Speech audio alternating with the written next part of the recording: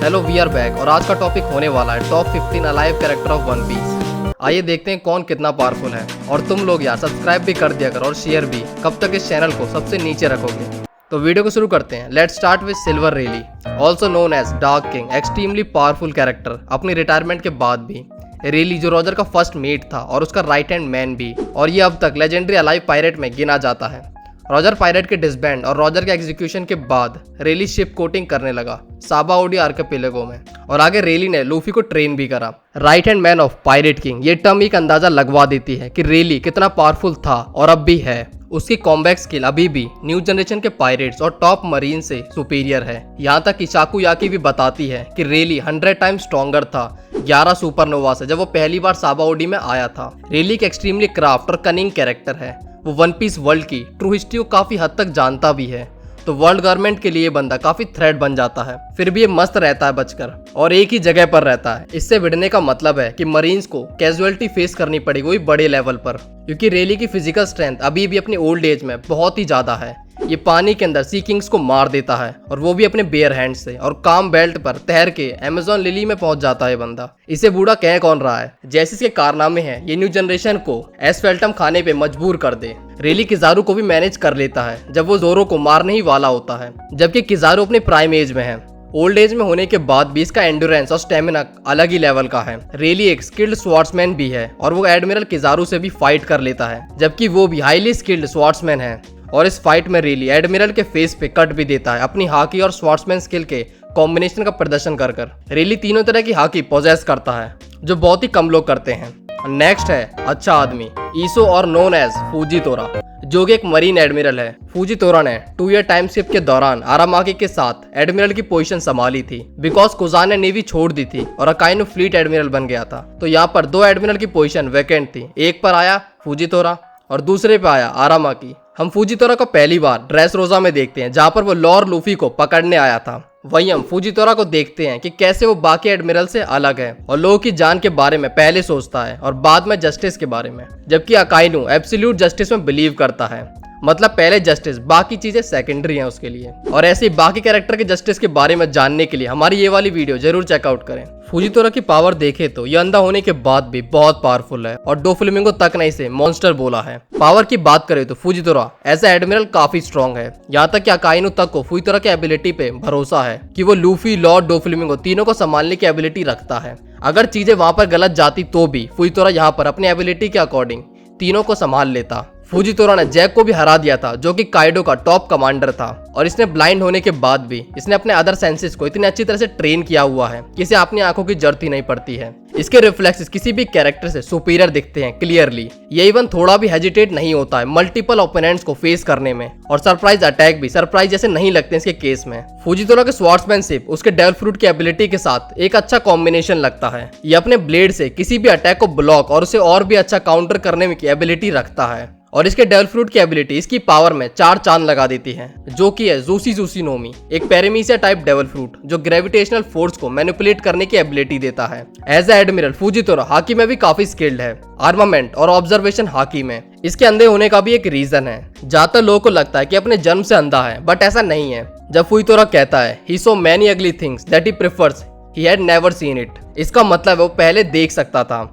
और I guess marine को join करने से पहले इसका पास्ट काफी डार्क रहा होगा, इसलिए ये ह्यूमन लाइफ की वैल्यू करता है। और इसने कुछ ऐसी चीजें देखी होंगी अपने पास्ट में जो डार्क रियलिटी ऑफ ह्यूमंस और ट्रू सेल्स दिखाता है उनका, और ऐसा कुछ और नहीं देखना चाहता था। और इसके बाद इसने अपनी खुद की आंखें फोड़ दी। ओवरऑल देखें तो अब तक फूजितोरा काफी पावरफुल लगता है। आगे है फुटाबा किंडरगार्टन के प्रिंसिपल सर बुरासेलिनो, जिसे हम किजारू के नाम से ज्यादा अच्छे से जानते हैं।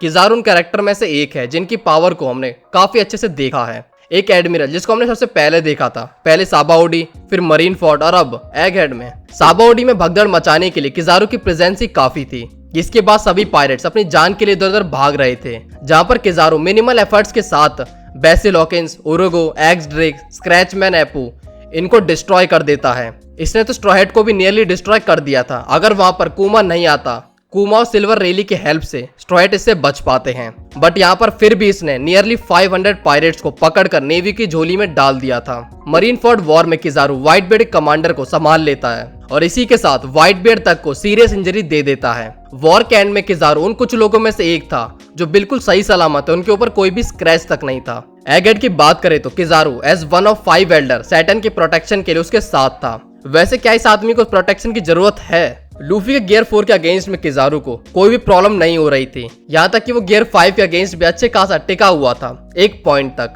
पावर की बात करें तो सभी एडमिरल्स में किजारू की फिजिकल एबिलिटीज इमेंस हैं। इसने old Rayleigh about to die Whitebeard और लूफी के गियर 4 की पावर को ब्लॉक कर लिया था। ये अपने ओपोनेंट्स के पावरफुल अटैक्स को नॉर्मली ही रोक देता है जैसे वो कुछ भी नहीं है, और इसी के साथ इसकी स्वॉर्ड्समैनशिप भी अच्छी है अपने फ्रूट की वजह से, जो कि है पीका पीका नोमी, एक लोगिया टाइप डेवल फ्रूट जो इसे लाइट को कंट्रोल करने की और मैनिपुलेट करने को अलाउ करता है। ये लाइट की बुलेट्स भी शूट कर सकता है जो कि लॉन्ग रेंज के लिए काफी अच्छा मूव है। और बात लाइट की हो रही है तो स्पीड के बारे में बताने की जरूरत ही नहीं है। इसी स्पीड ऑफ लाइट की वजह से इसकी मीली अटैक किसी वेपनाइज अटैक से कम नहीं है। किजारू भी आर्मामेंट हाकी और ऑब्जर्वेशन हाकी को अच्छे से यूज कर सकता है। वो बात अलग है कि इसे आर्मामेंट हाकी की जरूरत नहीं पड़ती है। ये अपने फ्रूट के ऊपर काफी अच्छे से रिलाई करता है। किजारू पावर के मामले में किसी को भी टक्कर दे सकता है। नेक्स्ट है ओकीजी कुजान, जिसे हम ओकीजी के नाम से ज्यादा अच्छे से जानते हैं, जो कि करंट ब्लैक बियर्ड में 10 आउट ऑफ 1 कमांडर है। ब्लैक बियर्ड को ज्वाइन करने से पहले वो मरीन्स में एक एडमिरल की पोजीशन को होल्ड करता था। किजारू और अकाइनो के साथ सैनगोकू कुजान के ऊपर काफी अच्छे से भरोसा करता था, इसलिए उसने फ्लीट एडमिरल की पोजीशन छोड़ने के बाद उसने कुजान को नॉमिनेट किया था उसके लिए। बट यहाँ पर कुजान के अगेंस्ट में था अकाइनो और उसे कम्पीट करना पड़ा फ्लीट एडमिरल की पोजीशन के लिए। तो उनकी बैटल होती है एक जगह पर जिसका एंड का रिजल्ट निकलता है कुजान की हार, और इसके बाद कुजान मरीन्स को ही छोड़ देता है। ये पहला एडमिरल था जिसको हमने स्टोरी में देखा था, और मरीन फोर्ट पे भी हम इसकी पावर देखते हैं कि कैसे ये पूरी की पूरी फाइट को मरीन्स की साइड पे झुका देता है, पूरे के पूरे सी को जमा कर, ताकि कोई भी पायरेट बच के निकल ना पाए और मरीन्स को भी एक ग्राउंड मिल जाए उनसे लड़ने के लिए। कुजान मरीन्स के लिए एक हैवी पावर था और उसकी स्ट्रेंथ उसके डेवल फ्रूट की वजह से नहीं थी, उसने शुरू से ही काफी अच्छे से ट्रेन किया है। काफी लोगों को लगता है कि अकाइनो ने कुजान को हरा दिया है, तो इसका मतलब है कुजान वीक है। उसकी बैटल 10 दिन तक चली थी और अकाइनो पे उसके फ्रूट का अपर हैंड था, इसीलिए उनके एंड रिजल्ट कुजान की हार से निकला था। मरीन्स छोड़ने के 1 साल बाद जब वो ब्लैक बियर्ड पायरेट से मिलता है और जब वो कुजान के डेवल फ्रूट को लेने की बात करते हैं, कुजान उन्हें उनकी जगह दिखा देता है कुछ सेकंड में ही। कुजान की पावर और नॉलेज ब्लैक बियर्ड के लिए काफी बड़ा एसेट है। हाचिनोसु में कुजान गार्प के अगेंस्ट फेस टू फेस भी जाता है। गार्प की स्ट्रेंथ पहले से काफी कम हो ये एज फैक्टर की वजह से, बट फिर भी वो एक मॉन्स्टर स्ट्रेंथ दिखाता है यहाँ पर। बट शिरियो और बाकी कमांडर की हेल्प से कुजान उसे शांत कर देता है। फिजिकल स्ट्रेंथ में कुजान अपने मेंटोर जैसा ही ट्रेन करता है। गार्प के अगेंस्ट में खड़े होने की फिजिकल स्ट्रेंथ आज के पायरेट में नहीं दिखती है, बट इस मरीन में वो थी, और कुजान ने गार्प के ब्लू होल अटैक से हिट होने के बाद भी रिकवर कर लिया था। और जब कुजान और गार्प दोनों पंच हिट करते हैं एक दूसरे के खिलाफ, तो हम देख सकते हैं दोनों की पंचेस की फोर्सेस और स्पीड के मामले में भी कुजान काफी अच्छा है, जिसका परफेक्ट एग्जांपल हम डोफ्लिमो के केस में देखते हैं। उसे पता भी नहीं चलता कि कब कुजान उसके पीछे आ गया। कुजान ही पीछे से बोलता है और उसके कुछ शब्द उसे शांत करने के लिए काफी होते हैं। कुजान का डेवल फ्रूट ये नोमी उसके कॉम्बैट और वाटर के अगेंस्ट वीकनेस दोनों के लिए अच्छा बैठता है। कुजान भी आर्मामेंट और ऑब्जर्वेशन हाकी को पोजेस करता है। कुजान ने अपनी स्ट्रेंथ को सीरीज में कई पॉइंट पे प्रूव किया है और वैसा आगे भी करता जा रहा है। नेक्स्ट है सैनगोकू। ये पोजीशन है सैनगोकू की, जो फॉर्मल फ्लीट एडमिरल है। इसने फ्लीट एडमिरल की पोजीशन को कॉन्ग के बाद संभाला था। कॉन्ग के बाद 2 ही बंदे थे जो इस पोजीशन के लायक थे, एक था गार्प, दूसरा सैनगोकू, क्योंकि दोनों ने अपनी एबिलिटीज को ऐसे पायरेट्स के सामने प्रूव किया था जिनकी कहानियां आज तक चलती हैं, और उनकी पोजीशन में पहुंचना आज के पायरेट्स का गोल है। Like Gol D Roger, Whitebeard और शीकी। फ्लीट एडमिरल की पोजीशन को छोड़ने के बाद ये मरीन्स में as a inspector general active है। इस वजह से हम सैनगोकू का बिना टेंशन वाला वर्जन देख सकते हैं, और इसका चेयरफुल वाला नेचर हमें ड्रेस रोजा में देखने को मिलता है, जब फूजितोरा उसे बताता है कि लूफी और लॉ ड्रेस रोजा के हीरो हैं। चलो अब बात करते हैं पावर की, जिसके नाम में ही गोकू है, वो वीक कैसे हो सकता है। Sengoku one of the powerful marines में से एक है। बोथ गोल्डी रॉजर और व्हाइट बियर्ड सैनगोकू की रिस्पेक्ट करते थे, यहाँ तक कि गोल्डी रॉजर जब मरीन से फाइट करता है तो वो बोलता भी है कि जाओ बेटा पापा को बुला कर लाओ, मतलब गार्प और सैनगोकू को लेके आओ, वही उससे फाइट करने के लायक हैं। सीकी भी 20 साल पहले मरीन फोर्ट पे आता है तो सेनगोकू और गार्प उसे रोकते हैं और इस फाइट में आधी सिटी राख बन जाती है। सीकी जो एक मॉन्स्टर से कम नहीं था, उसे रोकना और इम्पेल डाउन में डालना सेनगोकू की अचीवमेंट में से एक है, क्योंकि सीकी गोल्डी रॉजर का राइवल में काउंट होता है, तो एक की मॉन्स्टर स्ट्रेंथ दूसरे के बताने के लिए काफी है। सेनगोकू स्ट्रेटेजी वाइज भी बेस्ट मरीन है, जो किसी भी सिचुएशन को बिना खुद इन्वॉल्व हुए बदल देगा। पावर की बात करें तो सेनगोकू बिना अपने डेविल फ्रूट के भी इनॉर्मस फिजिकल स्ट्रेंथ पोजेस करता है। इसने एनरेज गार्प को सिंगल हैंड से रोक दिया था, वरना अकाइनो भी हमें या तो फूलों में नजर आता या फिर हैंडीकैप। और अपने फ्रूट की पावर के साथ ये सिंगल ब्लो में लोगों को चांद की सैर करा देता है। अपनी बुद्धा फॉर्म में इसे किसी की जरूरत नहीं है, ये अकेले ऐसे अटैक्स को लॉन्च करता है जो पूरे के पूरे क्रू को घुटनों पे ले आए। इसके गोल्डन बुद्धा फॉर्म की शॉक वेव व्हाइट बियर्ड के ट्रिमर फ्रूट की एबिलिटी को काउंटर कर देती हैं और सेनगोकू तीनों तरह की हाकी को भी पोजेस करता है। नेक्स्ट है गार्प। अब काफी लोग गार्प और सेनगोकू के बीच में क्लैश करेंगे तो कर लो, बट ये स्लॉट तो गार्प का ही है मेरे अकॉर्डिंग। मंकी डी गार्प जो अपनी पावर के लिए जाना जाता है और मरीन्स का हीरो भी है, क्योंकि जब मरीन्स को किसी ऐसे की जरूरत थी जो उनके लिए स्टैंड ले सके तो गार्प आगे आके राइवल्स की रीढ़ की हड्डी तोड़ देता है, बस अपने फिस्ट के दम पर। गार्प ने गॉड वैली को ब्लड वैली बनाने में बड़ा रोल निभाया था। उसके बाद उसे हीरो ऑफ मरीन्स का टाइटल मिला। गार्प को कई बार एडमिरल की पोजीशन ऑफर की थी, बट हर बार उसने मना कर दिया। गार्प जो one of the strongest marine है, जिसकी फिजिकल स्ट्रेंथ लेजेंडरी है। गार्प ने अपने प्राइम एज में लेजेंड से फाइट की है, like Gol D Roger, Rocks pirate, इसलिए ये भी एक लेजेंड है। गार्प की फिस्ट पावर एक्सेप्शनली स्ट्रॉन्गर है, यहाँ तक कि उसने अपने पंचे से 8 माउंटेन्स को तोड़ दिया था। गार्प ओल्ड बैटल शिप्स को as a punching bag use करता था अपने ट्रेनिंग के लिए और उसकी स्ट्रेंथ की रिस्पेक्ट व्हाइट बियर्ड तक करता था। गार्प अपनी ओल्ड एज में भी न्यू पायरेट से काफी स्ट्रॉन्गर है, क्योंकि उसने मिथिकल जोन यूजर मार्को को सिंगल ब्लो में इंजर्ड कर दिया था और ब्लैक बियर्ड के मास्टर फाइटर जो कि अपनी स्ट्रेंथ के लिए जाना जाता है, उसे भी पेल दिया था। और हाकी के साथ ये स्ट्रेंथ मॉन्स्टर स्ट्रेंथ बन जाती है। गार्प की पेन एंड्योरेंस काफी ज्यादा है, जो कि हम हाची नोसू में देखते हैं, जहां पर वो ब्लैक बेल्ट कमांडर से लड़ता है अकेले ही और फॉर्मल मरीन एडमिरल और अपने स्टूडेंट से भी। गार्प की टेक्निक जो कि उसके पावर स्केल को दिखाती हैं, like galaxy impact, blue hole, pirate fireball, galaxy divide और फिस्ट ऑफ लव, ये पंचेस किसी को भी तबाह करने के लिए काफी हैं। गार्प भी तीनों तरह की हाकी को पोजेस करता है, तो ओवरऑल पॉइंट्स को देखते हुए ये स्पेस गार्प के लिए परफेक्ट है। आगे है मंकी डी लूफी। अगर हम किसी के बारे में सबसे ज्यादा जानते हैं तो वो यही कैरेक्टर है, और इसके पावर को समझने के लिए मुझे कुछ बताने की जरूरत नहीं है तुम्हें, क्योंकि इसने अपनी जर्नी में अब तक बड़ी पोजीशन में बैठने वालों की कुटाई की है। इससे ना ही वॉरलॉर्ड बचा, ना नेवी एडमिरल, ना ही कोई योंको, सबके साथ ही फिजिकल हुआ है। लूफी जो तीनों तरह की हाकी को यूज कर सकता है और एक्स्ट्रा पावर के लिए इसने गियर का इजाद किया और अब तक इसका फ्रूट भी अवेक हो चुका है, तो कुल मिलाकर ये बहुत ही पावरफुल बन गया है। योंको होना अपने आप में एक पावर को शो करता है, तो लूफी इस पोजीशन को पूरी तरह से डिजर्व करता है, क्योंकि ये अपने फ्रूट के साथ अपनी स्ट्रेंथ के लिए भी वर्ल्ड गवर्नमेंट के लिए खतरा लगने लगा है, वो भी बड़ा वाला। तभी तो गोरो से बाबा इस फ्रूट को जल्दी जल्दी ठिकाने लगाना चाहते हैं।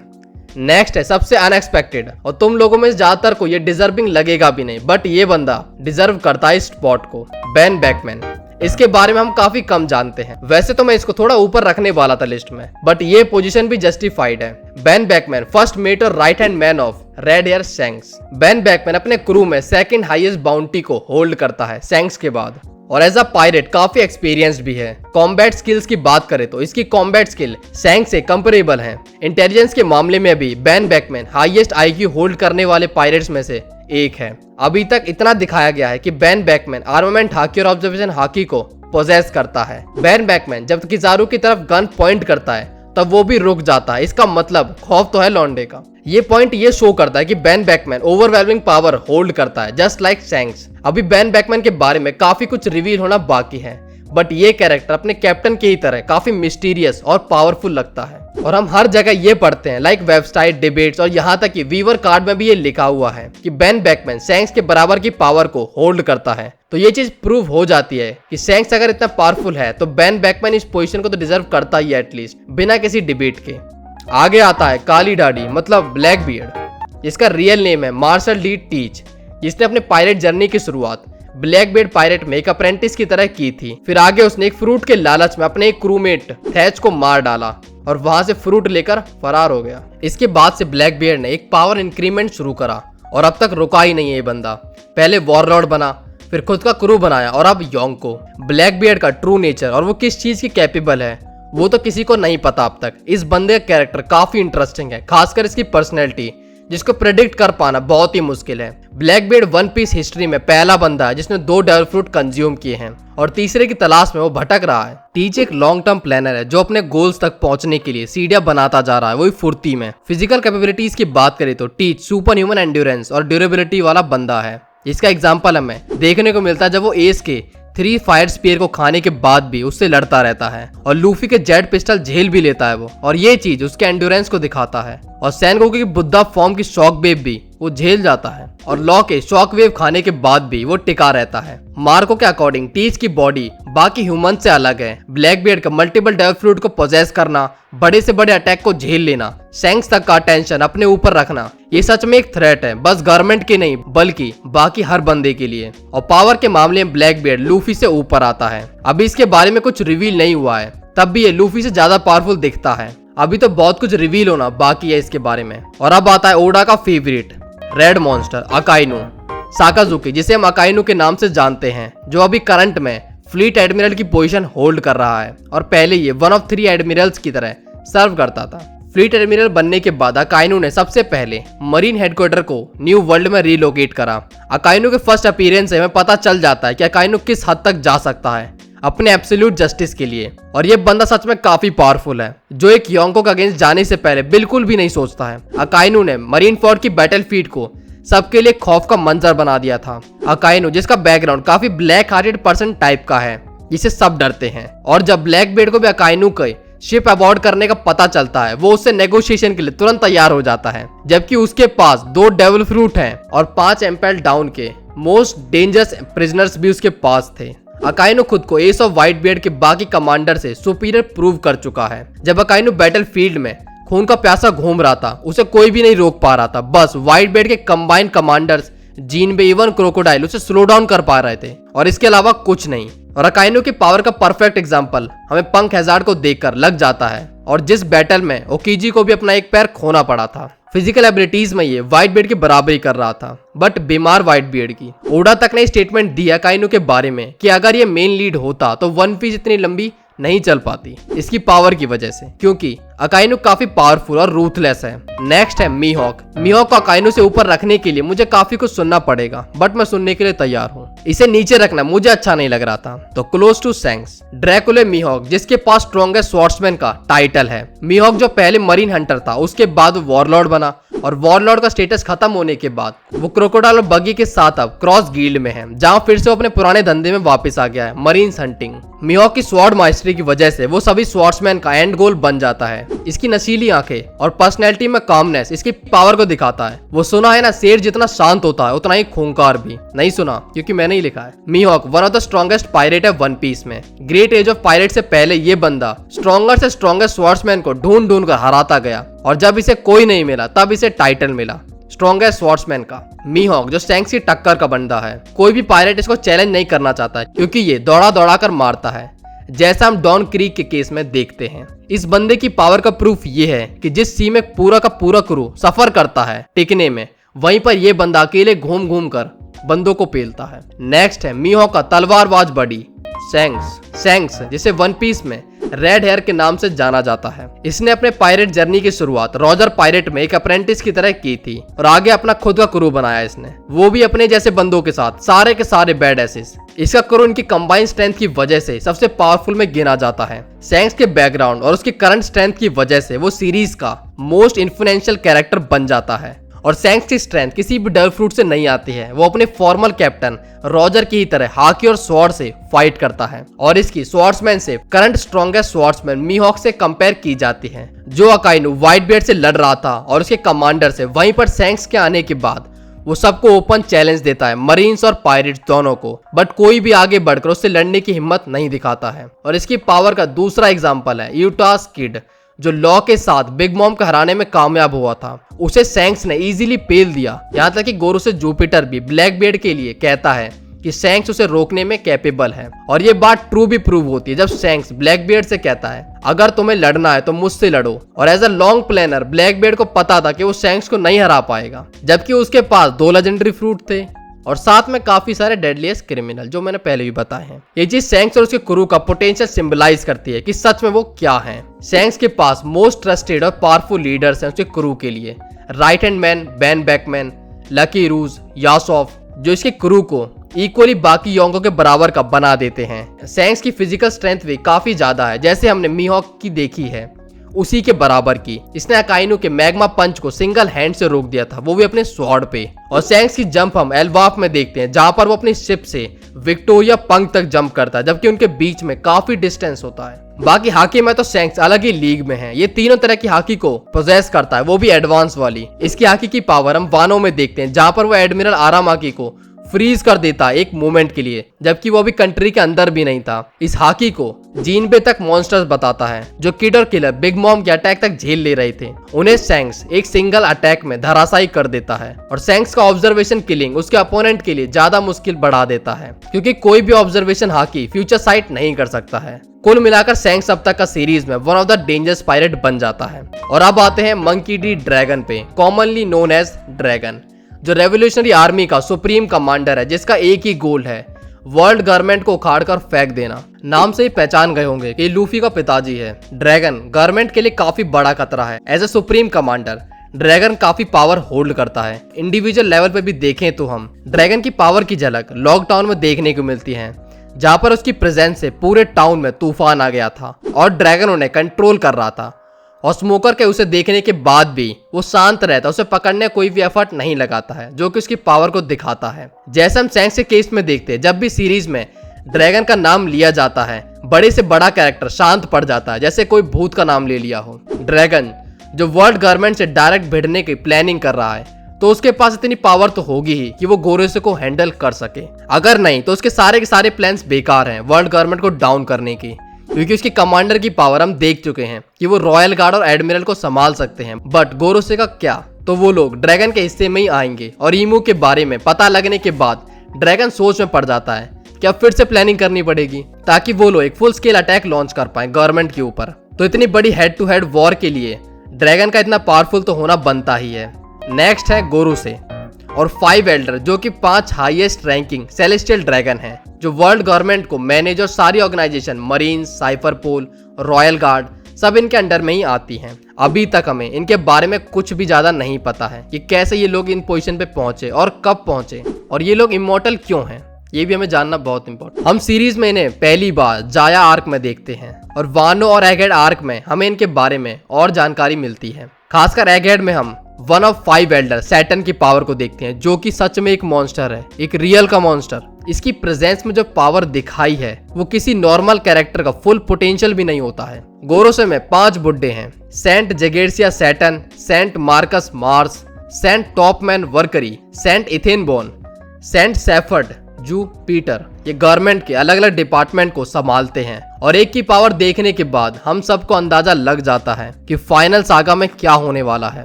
और फाइनल कैरेक्टर है ईमू, वर्ल्ड गवर्नमेंट का फाउंडर नेरुना फैमिली से नेरुना ईमू, वर्ल्ड गवर्नमेंट का सुप्रीम कमांडर, जो उस एम्प्टी थ्रोन पर बैठता है। वैसे मुझे अब तक तो क्लियर नहीं हुआ है ये मेल है या फीमेल है, पर मैं इसे मेल कंसिडर कर लेता हूँ, पर देखने में तो फीमेल लगता है यार ये। इसकी रक्षा 5 एल्डर्स करते हैं, बट ईमू छुप के रहता है बाकी सभी से, जिससे किसी को भी ये ना पता चले कि वर्ल्ड गवर्नमेंट के ऊपर एक बंदा राज कर रहा है। सभी अंधेरे में बैठे रहे कि यहाँ पे तो 5 बुड्ढे हैं जो ऑर्गेनाइज कर रहे हैं बस। इसको लेवली आर्क में पहली बार रिवील किया गया था, जहां हम इसे देखते हैं। ईमू की पर्सनैलिटी या पावर के बारे में हम बहुत ही कम जानते हैं, बट इसका इंटरेस्ट एक ही चीज में है कि वॉइड सेंचुरी के बारे में किसी को भी ना पता चले, और वो हर इंसान को मार देता है जो इसमें इंटरेस्ट लेता है। जिसके आगे 5 एल्डर्स झुकते हैं, वो बंदा कितना ही पावरफुल होगा और कितनी पावर ये बंदा होल्ड करता होगा। इतनी स्टेटमेंट काफी होगी इसकी पावर को बताने के लिए। तो इस वीडियो को हम यहीं पे खत्म करते हैं। अगर वीडियो अच्छी लगी हो तो अच्छे कमेंट करना, और वीडियो अच्छी ना लगी हो तो थोड़े से कम गंदे कमेंट करना। तो मिलते हैं अगली वीडियो में। See you in the next video।